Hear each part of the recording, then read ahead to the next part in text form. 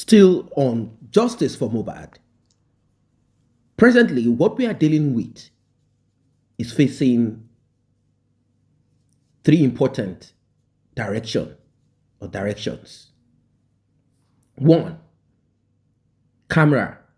Two, DNA. Three, very important. Three, coroner inquest and the trial court. Why? Because getting the DNA should not be the end of it. Because the purpose of that DNA is to establish motive. And also the CCTV, which will be an eye-opener. In fact, that CCTV is the day of reckoning. That is what it will be. That CCTV is the day of judgment. Unless certain individuals will be like, oh, that CCTV is AI, artificially manipulated. This video is not the truth, is not the reality of it. Maybe stories like that will begin to come up, which we know will not hold water. It will not in any way. You will get to find out the detail of each action or the detail of every individual involved in this so-called mystery of the demise of Ileroluwa Promise Alobawa, aka Mohbad. It's been a year plus, and Wunmi's sister Karimo, she got involved and she did not do well at the beginning. She said she was doing this to protect the interests of her sister, even though she was suspicious. And the reason she got upset with them, we've all established that, is because they did not carry her along. They didn't deem it fit to trust her enough. They felt she cannot be too trusted. Wunmi and her mother sort of have a better understanding of themselves. After all, Wunmi, even though she was kicked out by her mom, she had lived with her mom, understood her mom, liked what her mom is doing, and she's also manifesting the same. Unlike Karimo, it seems Karimo still has a little bit of conscience, being that she didn't grow up with her mother, a little bit of conscience. And because she does not like her mom, so it is easy for her to be judgmental. And it is easy for her to see the truth and call a spade a spade. In as much as she tried to draw her family into herself, she realized that they can never embrace her because they don't trust her. That worked for us on this Justice for Mohbad because for a long time we've been looking at the part that she played, the role she played against Justice for Mohbad, and how she has been striving to kind of absolve herself of it. But we've asked several times, what do you have? Well, ladies and gentlemen, I want you to hear and see the latest on Justice for Mohbad. It is getting serious. We are actually getting there, where we are expecting to get. You also get to know what Yomi Fabi is on to, the CCTV, many things in this video.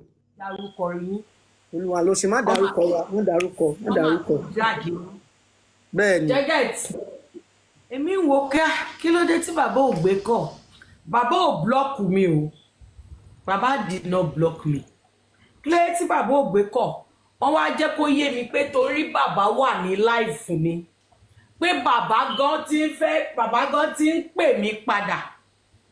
Ẹ̀yin tẹ́ wà l'Amẹ́ríkà ẹ lè testify sí nǹkan tí mo fẹ́ sọ yìí. Ǹgbà tẹ́mi máa pe bàbá, mo hide number pé bàbá ni. Ṣé mo pé tá bá dẹ̀ hide number? Tẹ́ni yẹn bá máa rí number, ó lè jẹ́ Glo number. Yes. Ó lè jẹ́ Tel number. MTN, yes. Yes, that's bá àti ẹ̀ hide gan. Ẹ bá ń lo Boss Revolution. Boss Revolution, yes. Number Naija ló máa show. Ló máa show àti Noble One náà. Number Naija ló máa show. Bàbá. Yes. Ẹ get. Number Naija tí bàbá rí ni bàbá ń pè padà. Okay. Showing that was not my own number. Bàbá didn't want all ti jẹ́ bóyá bàbá wà lórí live mi tàbí kó sọ fún bàbá pé orí live ni mo wà. Ṣé you get? That was why Baba did the call. Baba did not want to talk on the live. I spoke with him at length. I'm not going to discuss what we discuss on. I spoke with Baba at length, at least 35 minutes conversation. Ó ṣàkúrò nú ọ̀rọ̀ kékeré, she get. Mo wá find out pé some of those things tó ń ṣẹlẹ̀ lọ́dọ̀ tiwa bí kò yé kò gbogbo ẹ̀kan ló fi hàn sí bàbá. Gbogbo ẹ̀kan ló hàn sí bàbá. Ó lè jẹ́ kó yé bàbá pé àwọn nǹkan kan wà tí wọ́n gbé yín débẹ̀. Mo béèrè orúkọ àwọn social legal wèrè kan lọ́wọ́ bàbá. Bàbá láwọn ò mọ̀ wọ́n rí. Get ẹjẹ́ ìrẹ́rìn.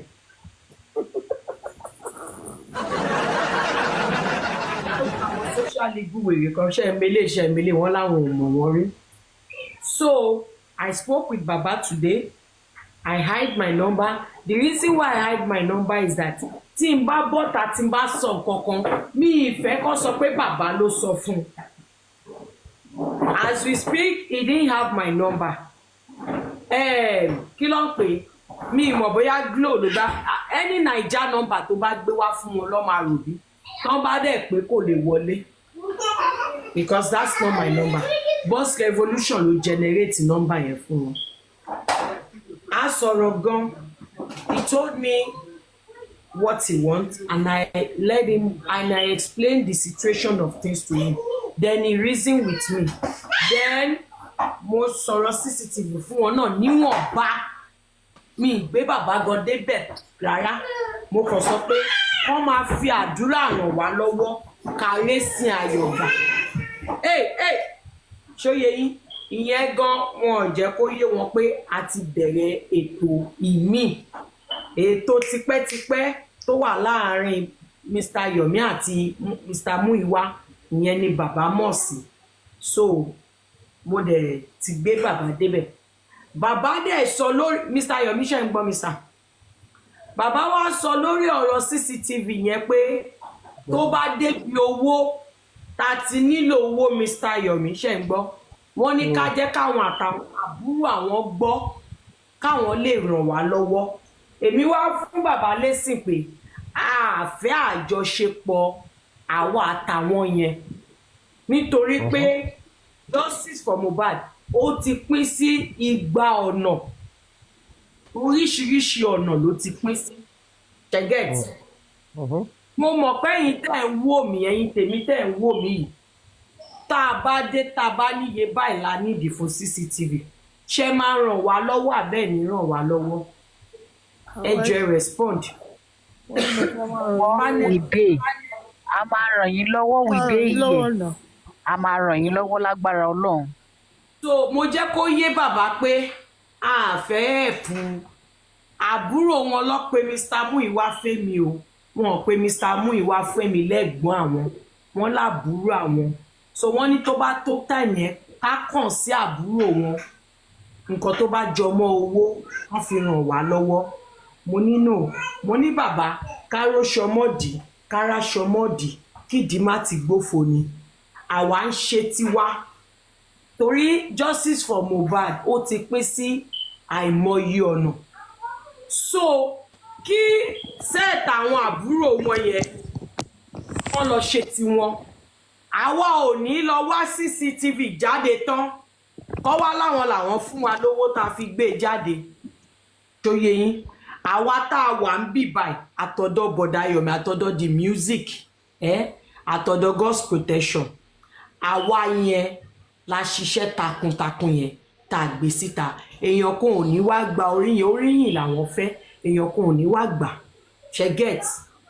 So bó jẹ́ pé èèyàn 3 4 5 lọ́lọ́run máa lò owó tá a nílò bíi 3.5 sí nǹkan kan tá a nílò mo mọ̀ pé a jáde ṣe get. Mo sọ yẹn bẹ́ẹ̀ bàbá wa ní àti tẹ́ni ọmọ ológo ikú gbàgbé yín àrùn gbàgbé yín ìyá mi. So mo sọ yẹn bẹ́ẹ̀ bàbá dẹ̀ sọ pé Ọlọ́run á ràn wá lọ́wọ́ wọ́n dẹ̀ ṣe àdúrà fún mi àtàwa tájọ fẹ́ ṣe ìyẹn lọ bẹ́ẹ̀. Mo wá tún tẹ̀síwájú lórí ọ̀rọ̀ tí Sister Eniola sọ. Mo wá ní bàbá mi ò pè yín fún nǹkan kan láàárọ̀ ìjú pé a gbọ́ nǹkan kan ó dà pé bàbá náà ti gbọ́ ṣe get a gbọ́ nǹkan kan nípa ó fì mí lẹ́nu gan láti sọ ṣùgbọ́n mo ṣáà sọ bẹ́ẹ̀ ṣe rán mi mo ní a gbọ́ nǹkan kan nípa ìwòwò yín bàbá ní tán bá gbé ìwòwò àwọn síta kán gbé síta káwọn àti wọn jọ wò ó mo ní bàbá yìí ṣàlejò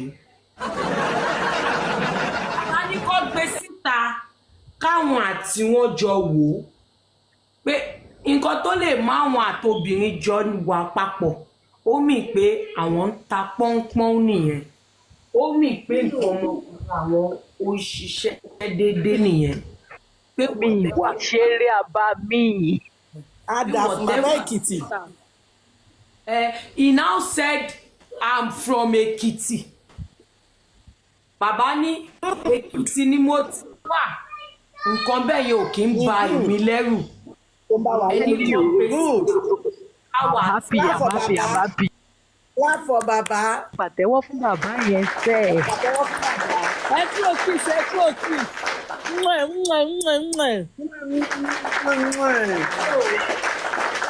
Kò jẹ́ bó ṣe jẹ́ o mo jíṣẹ́ tẹ́ rán mi o I spoke with Baba for 35 minutes today.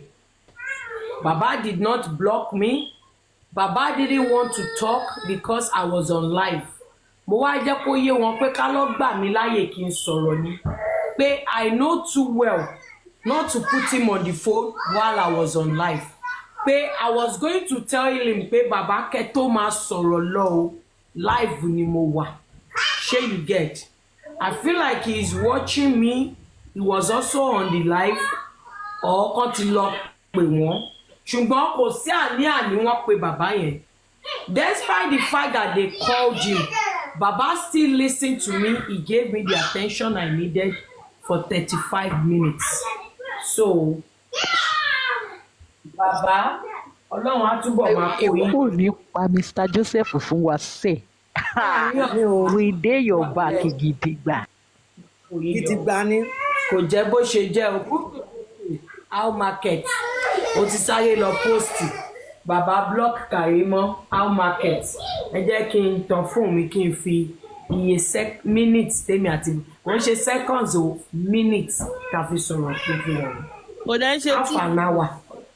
Half an hour. Wọ́n fi jẹ́ ọ̀rọ̀ lè parọ́ kò sí rọ́nà rẹ̀ láti ilẹ̀ tẹ́lẹ̀. Èmi kan ti rí update ẹ̀ mú kan pé báwo ni woman ṣe sáré lọ update báyìí. Regina how market. Ara wọn ò balẹ̀ rárá.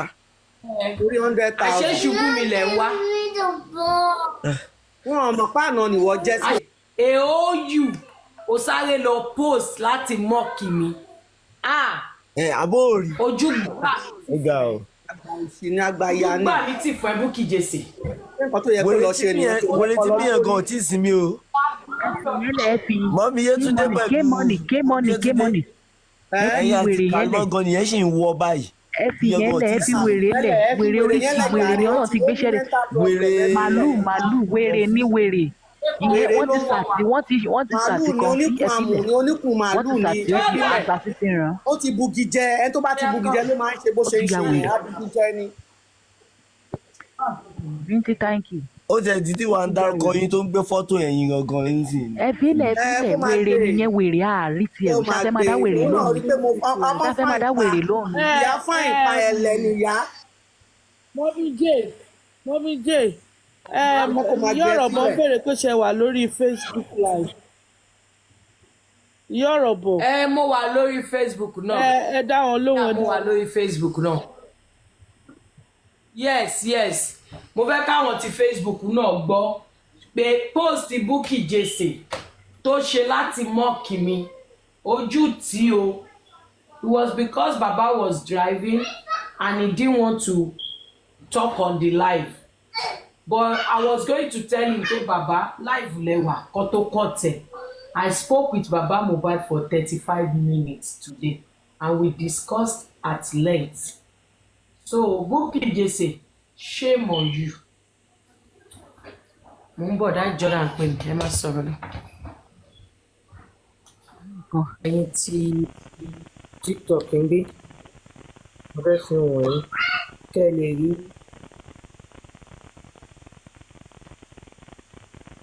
ẹ lè rí ìgbà tí mo fi bá bàbá sọ̀rọ̀. ẹ má jẹ́ káwọn èèyàn rí nọ́mbà ẹ yẹn. ti rí àtìrí ẹgbẹ́ kúrò Ẹgbẹ́ kúrò. ẹgbẹ́ kúrò ẹgbẹ́ kúrò. ní 36 minutes 44 seconds gan ni.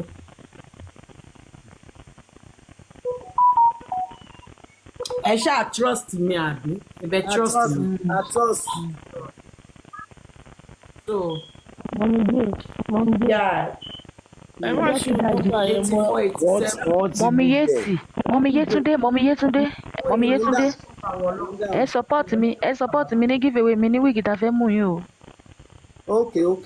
ẹ dákun o mọ́mí Happy for love tán wà lókè Friday la máa ṣe. fún ẹ wáìtì fèbí ogun ló máa pa ẹ́ olórí burúkú ní ọ̀rọ̀ bẹ́ẹ̀ bá bọ̀ lókè Italawa Mommy Yeti God bless you K-Money everybody God protection later ẹ kí ìyá ọ̀rọ̀ bọ̀ máa bọ̀ ẹ ní lókè. sùúrù kẹ́ tó lọ ẹ jẹ́ kí n sọ fún yín ẹ ní sùúrù kẹ́ tó lọ mọ́mí ọ̀rọ̀ ògo olúwa ẹ ní sùúrù Friday ni giveaway wa o ẹ má gbàgbé wa o.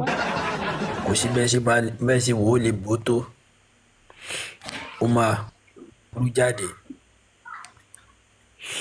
ló fà á tá a sì wọ́n padà tù gbogbo àwọn ìsúwèléké aládùá òfò tó ń fàdúrà sí bójúbójú ta ló lè mọ̀ pé ní ẹni bí ní gbogbo orú àwọn pípù yìí ṣe rí bàbá Mohbad bàbá yẹn or else Ọlọ́run nìkan ló lè yọ bàbá yẹn ibi tán dè mọ́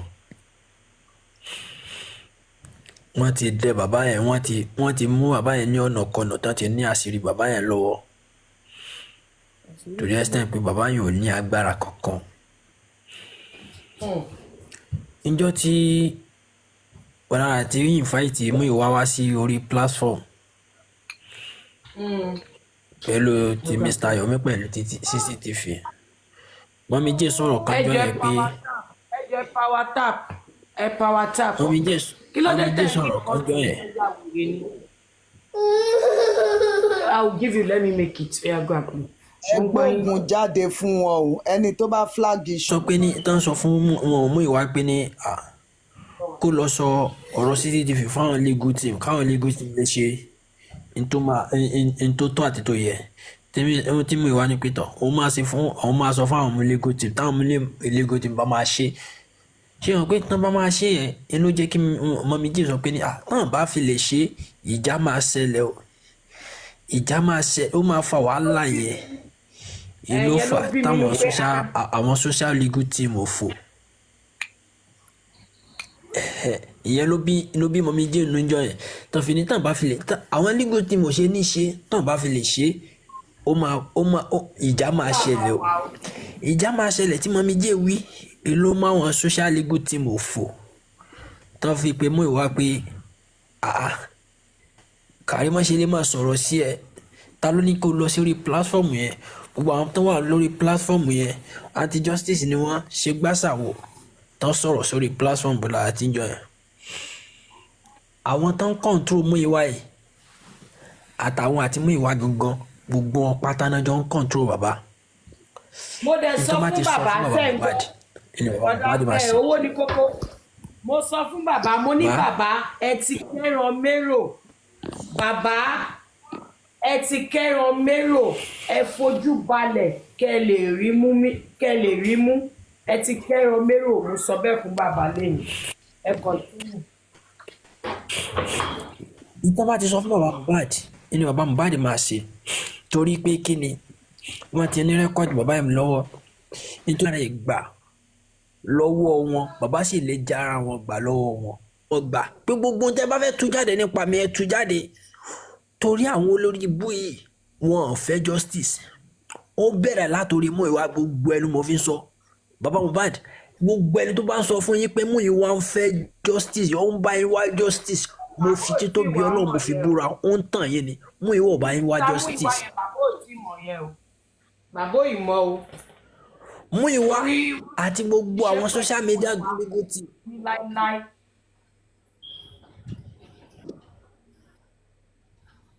network. mi ò ti mọ àwọn táwọn fi ń rọ́ọ̀bù public ó máa dí ó máa ní tán fi ń bá yín jà ní sista Karimo kò sí kankan o ó máa kò sí kankan o ọlọ́pàá lèèyàn ló lè yé o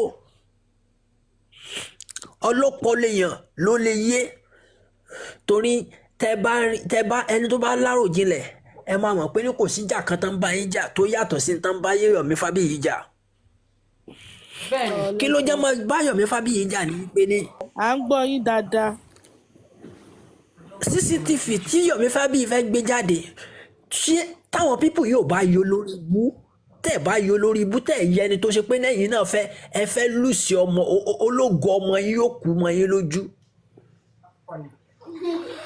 gbogbo tẹ́yìn ń pè lẹ́fídẹ́ǹsì tẹ́lẹ̀ ń ṣe káàkiri tán bá péyàn mo lè sọ̀rọ̀ kan lónìí kó dọ̀la kí n yí padà ṣùgbọ́n tí fídíò gbé jáde gàdàgbà pé owó ni kókó ló ṣe léyìí níbo mo fẹ́ yí padà sí tẹ́fì mọ̀ pé ní CCTV yìí gangan ni original evidence tó lè lead wá síbi tí a lọ tabala wá justice. Well, I think Karimo is still fighting for recognition and acceptance. That's what I can deduct from this. And also, I do not understand why, but it's all right. So she had said that Bukky Jesse mocked her. Bukky Jesse mocked. And this has to do with the call that she put through to Mohbad's father. Mohbad's father didn't pick it at first, but later Mohbad's father picked the call, and she's glad for that. She's using that to rub the face of Bukky Jesse, saying, "You tried to mock me, but the man did not pick my call, not because he does not want to pick my call, but because he was driving at that time. He picked my call and we spoke for over 20 minutes. And I gave him heads up on what we are doing to get justice. And he also told me what he wants. And that's the important part, because this is what we want to know. What connects to justice for Mohbad is what we want to know." So she said that Mohbad's father had requested of her certain things. And she said she had told Mohbad's father why certain things cannot be done in certain ways. It is still the same thing. Mohbad's father obviously had requested, whatever you know that connects to the demise of my son, whatever you know against your sister, can you come to the inquest? Let us not just make this a social media thing. Let us make it a visible thing. Let us make it binding. Let it be under oath. Let the law be part of it. Very important. But Karimo is also, although the inquest so far has been without evidence, it's just story. So if Karimo is to come out to say, yes, my sister told me this, I saw this, once this gets to the trial court, evidence will be requested. So whatever you say without evidence to back it, you are simply wasting time. You must have evidence, visual evidence, audio evidence, and the best of it is the visual evidence. That's why the part of CCTV cannot be overemphasized. It can't be overemphasized. We have to keep talking about it. That part of that CCTV, both external, internal, whatever, opposite, adjacent, whatever kind of coverage, it is so important, very much important. If not, like one of the guests said, anyone can come out to say this today, and tomorrow the person can say, no, I didn't say that, or I said it because I was angry. The highest that person will be requested to face is just maybe whoever might be like, okay, you defamed me. It's just defamation. That's just it, nothing more. We will still not get to the bone of it. We will not get to the core. We will see no bone marrow. We will see nothing. So Karimo is obviously glad. She has done her own. Like, now, I have scored. I spoke to Mohbad's father. He told me what he needs. I told him what we are doing. And what they are doing alongside Yomi Fabiyi is a CCTV thing. They say they are working on CCTV. And once it gets to the part of money, they said they are expecting donation. I don't know. People will definitely donate. If they can donate to a man that no one knows the truth of what is happening to him, they just said it and people believe it. I'm talking about the Mr. Gurexi. He is known as the number 2 man, the last man standing. This man is always around Mohbad's father, wherever he goes to. And some people have said he's a mole and that he's selling information out. Well, some stories here and there about it. Well, I don't know. The thing is that they raised 10 million naira and they're expecting to raise more. They say, he needs more money. He needs more money. Who knows? So people are weary about this thing. The point here is that Justice for Mohbad has divided into different factions. Different factions, though. We have faction Buki Jesse. We have faction so funny. Yeye Kudi. We have faction Yeye Kudi. We have faction what's this guy? There is this guy with Comfy, with Olori, something like that. We have that faction too. And we have the faction of Karimo with our own team. All of them have become speakers. Everyone on Justice for Mohbad. Well. Let us see how all of these things will turn out to be. So sad, but it is what it is. It is what it is. We will grow out of it. We will learn something out of it, all of these things. The most important thing in life is this. Make sure you don't buy. This is just an example. Do you know how many people have pied and no one is talking about them? But look at the case of Mohbad. Don't buy. If you buy, if you go and buy by mistake, this is what is going to happen. Oh. If you go and buy by mistake, they will do analysis on you. They will debate. They will do fracas. They will do saga. They will do everything. That's the thing. So don't even try to buy. Make sure you don't buy. Very important. They will make fun of you. There's nothing they will not do. They will even wish you hell, wish you fire, wish you everything. There's nothing they will not say. Look at what some of them have said. The team won. Look at what they've said. So like I said at the beginning, I said there are 3 important parts of getting justice. The part of the CCTV, the part of the DNA, and the final of it is the inquest/trial court, where evidence will be presented, where arguments, cross-examination, defense, trial, all of those works, everything will be done. That's the important part of it. That's the important part of it, because from the inquest down to the trial court, it might be a long journey, but the proper is the trial court. Till today, till now, as I speak. Apart from the nurse, that we are hearing that there is a possibility that there is no nurse existing, that but of course we saw the CCTV of a nurse coming in, so they can't say nurse does not exist. That's not possible.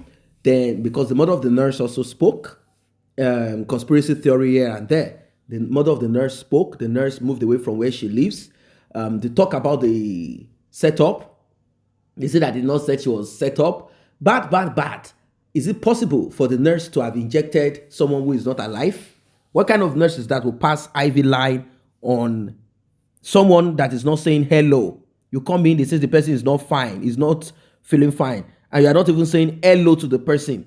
You just say, they say he has a cut, and you are not even examining the cut to see the severity of it. And the next thing, you start passing IV line, you start injecting tetanus, you start doing this and that. No. There is more to what the eyes can see. We're even hearing that Mohbad's original nurse, I mean the one that services Mohbad, had come earlier, left. So when they saw the condition of Mohbad, they now waited for the other one. So many stories. The solution to this is the CCTV, nothing more.